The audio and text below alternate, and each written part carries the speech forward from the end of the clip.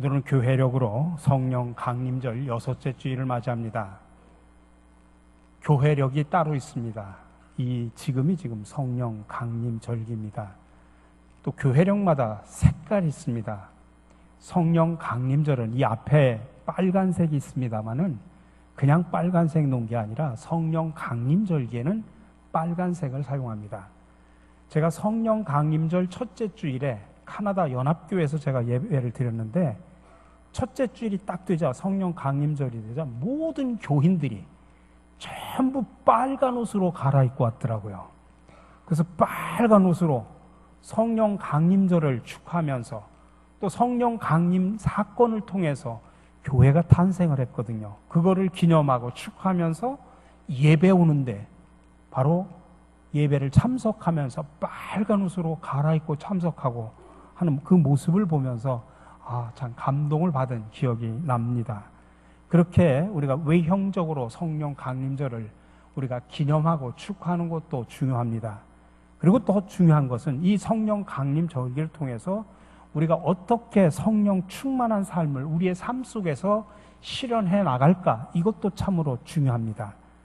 제가 이번 성령 강림절기를 통해서 특별히 로마서 강해를 마무리하고 매주일 영성 시리즈로 설교를 하고 있습니다.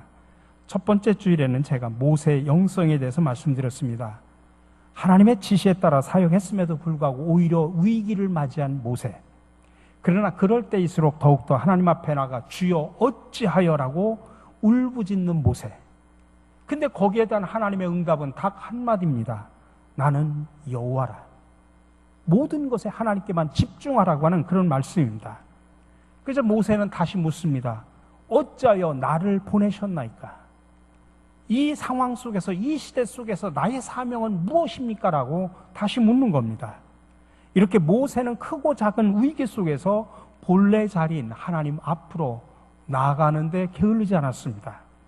이런 자세와 행동은 모세로 하여금 크고 작은 위기들을 극복하게 만들었고 믿음과 인격이 오히려 더욱더 성숙해지는 그런 기회가 되었습니다. 두 번째 주일 지난 주일에는 온니엘의 영성에 대해서 말씀드렸습니다. 자기 소견에 옳은 대로 행동하고 하나님 대신 바알, 아세라 우상을 섬겼던 사사시대 이야기입니다.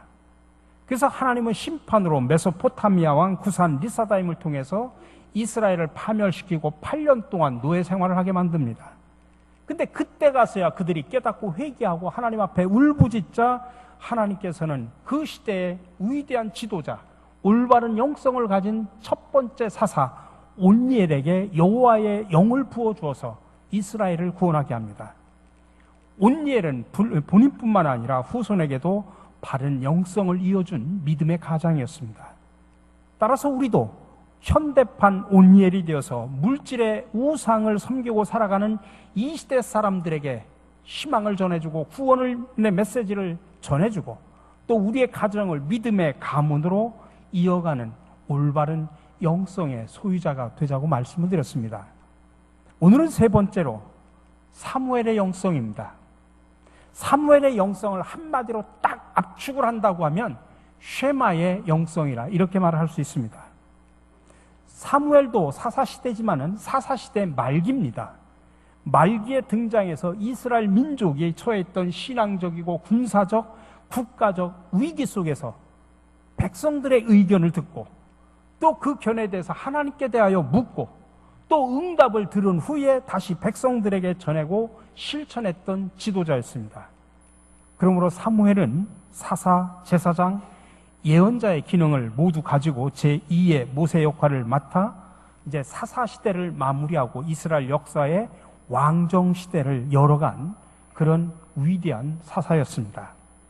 근데 그 과정에서 사무엘은 하나님과 밀접한 관계를 유지하는 쉐마 영성을 우리에게 보여줍니다. 사무엘상 1장에서부터 15장은 사무엘의 생애를 다룹니다. 사무엘을 사무엘답게 만든 것이 바로 쉐마라고 하는 것이 1장에서부터 15장까지 나와 있습니다. 쉐마. 여러분 쉐마라는 말을 많이 들어보셨지 않습니까? 특별히 우리 교회에 토요일 저녁마다 하는 쉐마 학당이 있습니다. 쉐마는 히브리어로 들으라라는 말입니다. 신명기 6장 4절에 첫 번째 나오는 단어를 따서 부른 명칭입니다. 이스라엘아 들으라, 우리 하나님 여호와는 오직 유일하신 여호와시니. 여기에서 이스라엘아 들으라 할 때 그 들으라가 바로 쉐마입니다. 특별히 쉐마는 두 가지 큰 의미를 가지고 있습니다. 첫 번째가 듣는다는 것입니다.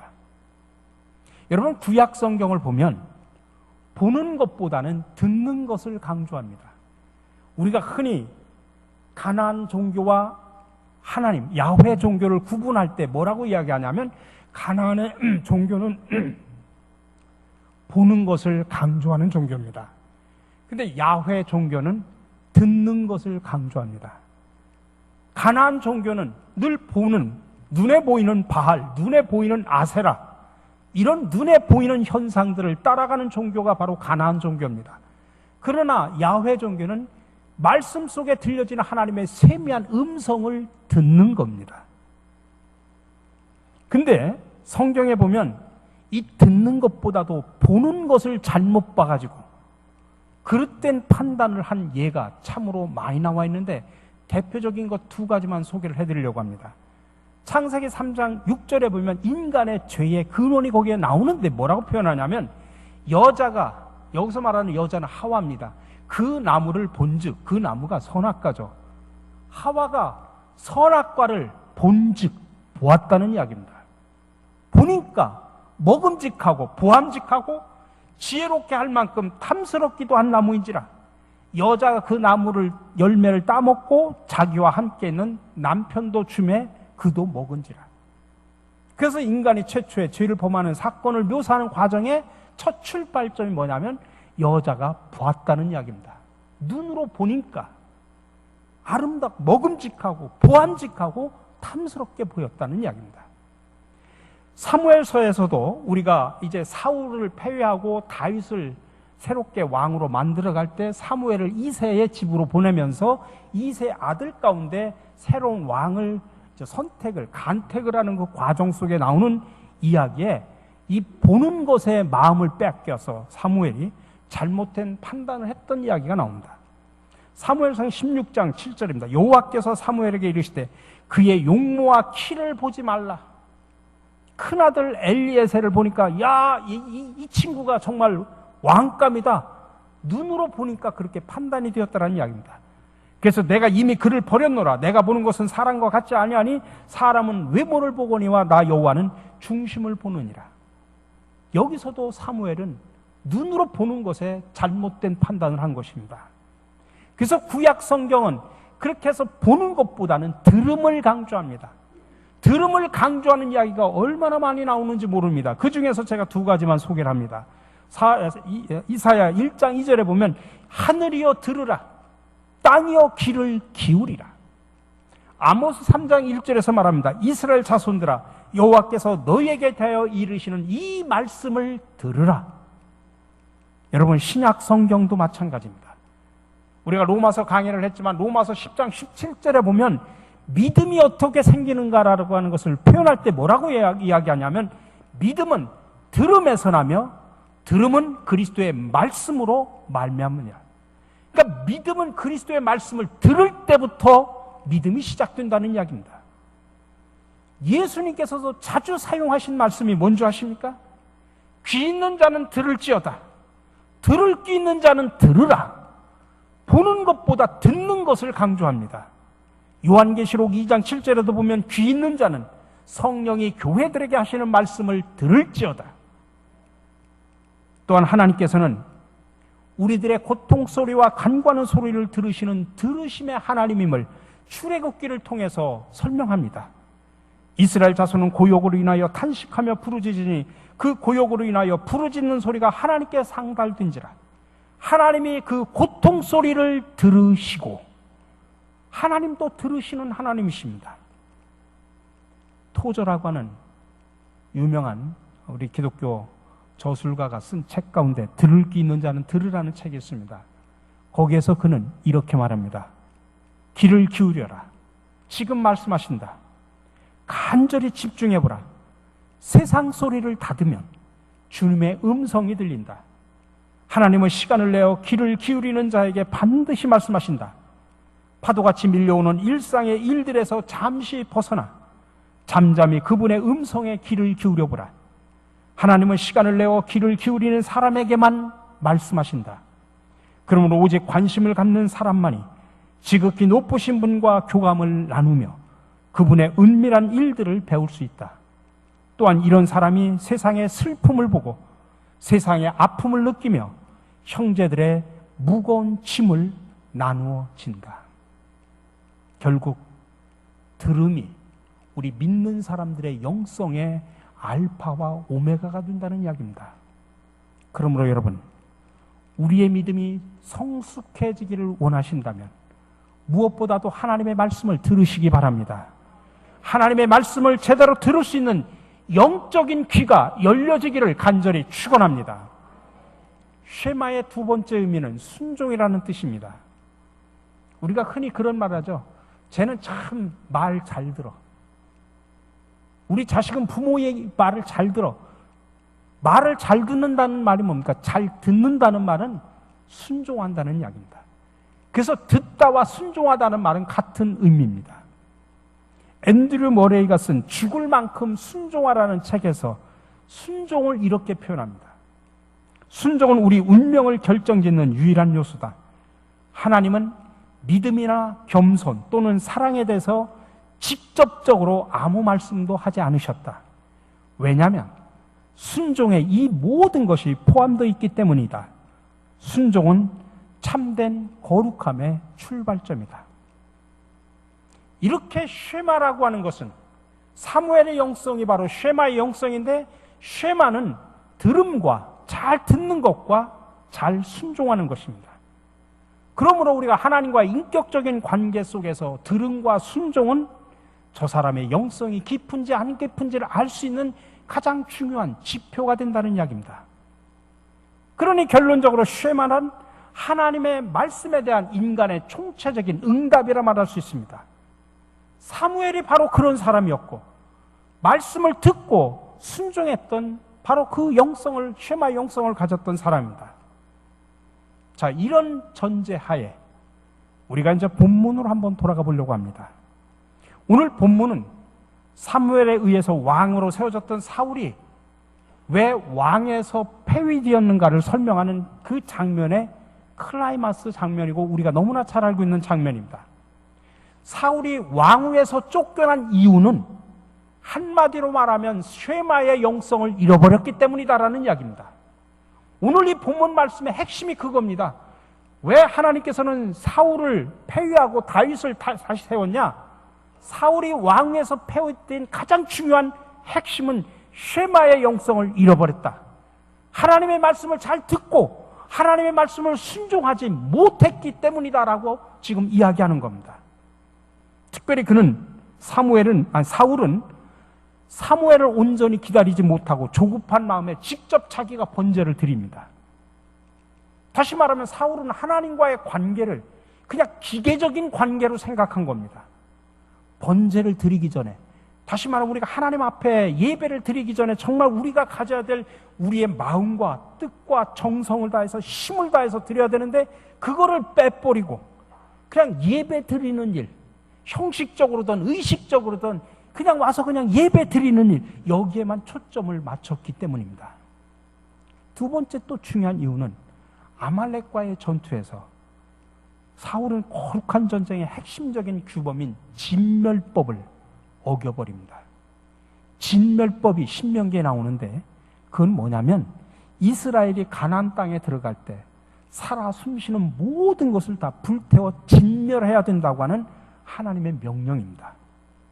왜냐하면 그것은 여호와께 온전히 드려야 되는 것이기 때문에 그렇습니다. 가나안 땅을 정복할 때 그냥 들어간 게 아니라 전쟁을 했지 않습니까? 그 전쟁은 또 하나님이 함께하는 거룩한 전쟁이었습니다. 그래서 모든 것들은 다 진멸을 해야 됩니다. 하나님께 드리는 것이기도 하지만 또 동시에 이스라엘의 순수성을 지키기 위한 것입니다. 이제 하나님은 사울에게 아말렉과의 전투 속에서 전쟁이 벌어지면, 그래서 승리를 하면 아말렉을 전부 다 진멸하라고 명령을 했습니다. 그리고 하나님의 말씀에 따라서 전투에 나선 사울은 아말렉과의 전투에서 대승리를 합니다. 그런데 문제는 승리를 하고 난 후에 이 사울은 하나님의 말씀을 잊어버립니다. 아말렉 왕의 아가를 진멸해야 되지만 살려줬습니다. 그리고 모든 전리품을 진멸해야 되지만 양과 소의 가장 좋은 것을 남겨두었습니다. 나중에 사울은 사무엘을 만나가지고 자기가 그렇게 한 이유를 자초지정을 설명했지만은 사무엘은 단호하게 여호와의 말씀을 받아서 사울에게 이야기를 합니다. 그게 오늘 우리가 읽은 본문 말씀입니다. 이 본문 말씀을 제가 새번역 성경으로 압축해서 말씀을 드립니다. 사무엘이 사울을 꾸짖었다. 그만두십시오. 지난밤에 주님께서 나에게 말씀하신 것을 내가 알려드리겠습니다. 주님께서는 임금님을 전쟁터로 내보내시면서 저 못된 아말렉 사람들을 진멸하고 그들을 진멸할 때까지 그들과 싸우라고 하셨습니다. 그런데 어찌하여 주님께 순종하지 아니하고 약탈하는 데만 마음을 쏟으면서 주님께서 보시는 앞에서 악한 일을 하셨습니까? 주님께서 어느 것을 더 좋아하시겠습니까? 주님의 말씀에 순종하는 것이겠습니까? 아니면 번제나 화목제물을 드리는 것이겠습니까? 잘 들으십시오. 순종이 제사보다 낫고 말씀을 따르는 것이 숫양의 기름보다 낫습니다. 이런 말씀 속에서 우리는 오늘 사무엘의 영성을 배워보려고 합니다. 첫 번째로 사무엘 영성의 출발점은 하나님의 음성을 듣는 데부터 출발했던 것입니다. 사무엘은 어려서부터 실로라고 하는 성막에 거하면서 나시린으로 구별된 삶을 살면서 늘 하나님의 음성을 듣고 전파하는 선지자 훈련을 받았습니다. 이렇게 영성의 출발은 하나님의 음성을 듣는 데부터 우리의 영성의 출발이 되어야 되는 것입니다. 우리도 우리의 마음과 뜻과 정성을 다하여 하나님의 음성을 들을 수 있도록 우리 마음이, 우리의 귀가 하나님을 향해 있어야 됩니다. 여러분, 이 시대의 위기는 다른 게 아니라 이 쉐마의 정신이 점점점 사라져가고 있다는 이야기입니다. 이곳에도 많은 성도들이 있고 한국교회 많은 성도들이 있지만은 많은 사람들이 하나님의 말씀을 들으려 하지 않습니다. 아무리 책망을 해도 속에 경련을 끼고 그들의 완고한 마음들은 정말 부끄러움을 모를 정도입니다. 오늘날 우리는 사울처럼 하나님의 말씀을 진작에 들으려고 하기보다는 내 기준이 있습니다. 내 기준을 세워서 내 기준에 맞는 말만 들으려고 하고 내 기준에 맞지 않는 말은 듣지 않으려고 합니다. 하나님의 말씀이 기준이 아니라 내 생각과 내 가치관, 지금까지 믿어온 내 신앙의 틀이 기준입니다. 그러니 온전한 세마의 영성을 이루어갈 수가 없지 않습니까? 여러분 한번 스스로에게 판단해 보십시오. 하나님의 말씀을 읽고 하나님의 말씀을 듣고 하나님의 말씀을 공부하고 하나님의 말씀을 묵상할 때도 항상 내 기준입니다. 내 틀을 벗어나면 안 받아들이려고 합니다. 그러니 말씀이 기준이 아니라 내가 기준입니다. 내 가치관, 내 생각, 내 고정관념이 기준입니다. 그런 속에서 어떻게 쉐마의 영성을 이룰 수 있습니까? 영성은 듣는 데부터 출발해야 되는데 듣지를 않으려고 합니다. 내 입맛에 맞으면 듣고 내 입맛에 안 맞으면 안 들으려고 합니다. 여러분, 오늘 우리가 사무엘의 영성, 쉐마의 영성을 회복하기 위해서는 그 무엇보다도 내 기준과 가치관과 고정관념을 깨트려야 됩니다. 그리고 하나님께서 말씀해 주시는 그 세미한 음성을 들을 수 있는 영적인 귀가 열려져야 됩니다. 저와 여러분 모두가 세마의 영성을 회복하여 하나님의 말씀이 기준이 되어 그 말씀을 들을 수 있는 영적인 귀가 열려지기를 주님의 이름으로 간절히 축원합니다. 두 번째로 쉐마 영성의 핵심은 마음과 뜻과 힘을 모아 하나님을 사랑하는 것입니다. 사무엘이 살았던 시기는 국제적으로는 블레셋의 위협이라고 하는 위기가 있었고 국내적으로는 다양한 우상 숭배가 만연했던 그런 때였습니다. 그러므로 많은 이스라엘 사람들은 이방신들, 바알과 아스롯과 같은 토착신들의 유혹에 빠져 있었습니다.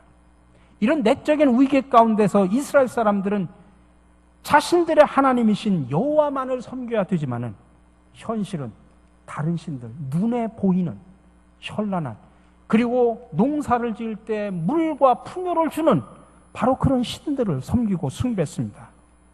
그래서 사무엘은 간곡한 마음으로 우리 마음을 여호와께로 향하고 우상을 그만 섬기라고 간곡하게 말합니다.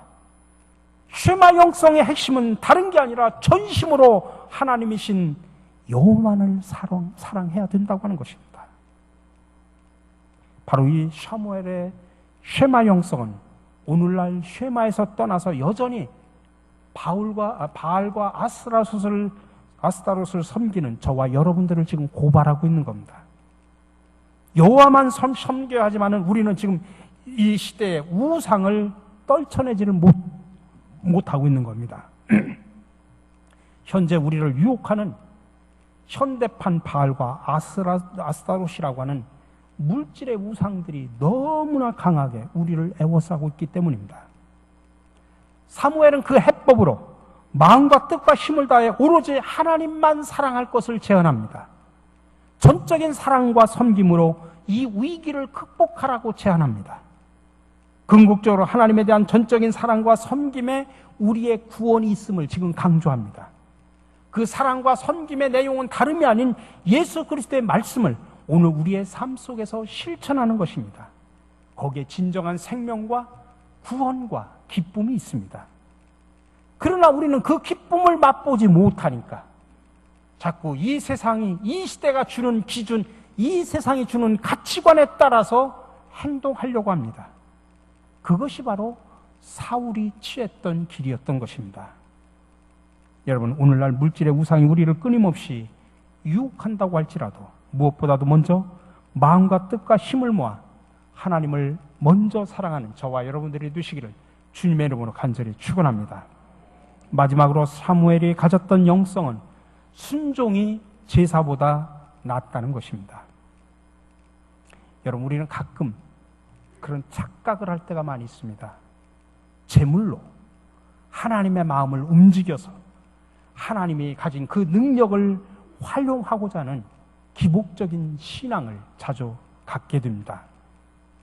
그래서 예언자 미가는 정말 제물을 가지고 하나님을 기쁘시게만 할 수 있다면 1년 된 송아지, 천천의 순양, 만만의 강물 같은 기름, 내가 맏아들까지도 바칠 의향이 있다고 그렇게 비꼬면서 이야기를 하고 있습니다. 지금 사울은 자신의 욕심에 취하여 진멸하지 않은 양과 소의 가장 좋은 것을 하나님께 번제와 제물로 드리려고 내가 하나님의 말씀을 온전히 지킨 것이 아닙니다라고 그렇게 사무엘한테 항변을 합니다. 다시 말하면 내가 좋은 제물을 갖다가 그거를 통해서 하나님 앞에 제사를 드려서 하나님의 마음을 기쁘게 해드리려고 내가 진멸한 것이 아닙니다. 그렇게 지금 변명을 하고 있는 겁니다. 그러나 여러분, 성경은 내가 무엇을 드림으로써 하나님을 기쁘시게 할 수 있다라고 말하지 않습니다. 오히려 하나님의 말씀에 온전하게 순종하는 것이 더 낫다고 우리에게 해법을 제시하고 있는 겁니다. 그래서 미가서 6장 8절에서 미가도 이런 말을 합니다. 사람아, 주께서 선한 것이 무엇임을 내게 보이셨나니 여호와께서 내게 구하시는 것은 오직 정의를 행하며 인자를 사랑하며 겸손하게 내 하나님과 함께 행하는 것이 아니냐. 정말 주님이 기뻐하는 것은 정의를 행하고 사랑과 겸손을 실천하는 것이다라는 이야기입니다. 그러나 우리는 하나님의 말씀에 순종하기보다는 내가 정한 기준에 따라서 하나님의 말씀을 평가하고 해석하는 경우가 참으로 많이 있습니다. 그런 경향의 대부분은 사울처럼 변명에 해당합니다. 하나님의 말씀이 기준이 아니라 이미 내 마음속에 내가 정한 기준을 하나님의 말씀이라고 지금 스스로 자기 합리화를 시키고 있는 겁니다. 그러므로 올바른 영성은 나 자신이 정했던 기준을 내려놓고 하나님과 예수 그리스도의 뜻에 맞춰가는 것, 이게 바로 올바른 영성입니다. 그러니 여러분, 오늘의 결론은 분명합니다. 오늘 22절의 말씀입니다. 주님께서 어느 것을 더 좋아하시겠습니까? 주님의 말씀에 순종하는 것이겠습니까? 아니면 번제나 화목제를 드리는 것이겠습니까? 잘 들으십시오. 순종의 제사보다 낫고 말씀을 따르는 것이 숫양의 기름보다 낫습니다. 들을 귀가 있는 성도들은 오늘 우리에게 주시는 하나님의 세미한 음성을 들으시기를 간절히 바랍니다. 사랑의 주님, 오늘날 우리는 세상의 다양한 소리들을 듣고 있습니다. 그러다 보니 무엇이 참이고 무엇이 거짓인지 구별할 수 있는 분별력이 점점 희미해져 가고 있습니다. 주님, 이 시간 잠시 세상의 소리에 귀를 닫고 주님의 세미한 음성을 들을 수 있는 영적인 귀를 회복시켜 주시옵소서. 그리고 그 무엇보다도 마음과 뜻과 정성을 다해 주님을 뜨겁게 사랑하게 하옵소서. 그리하여 순종의 제사보다 낫다는 주님의 음성을 깊이 깨달아 주님이 기뻐하시는 믿음과 인격 그리고 실천의 삶을 살게 하여 주시옵소서. 항상 말씀으로 우리를 바른 길로 인도하시는 예수 그리스도의 이름으로 기도드립니다. 아멘.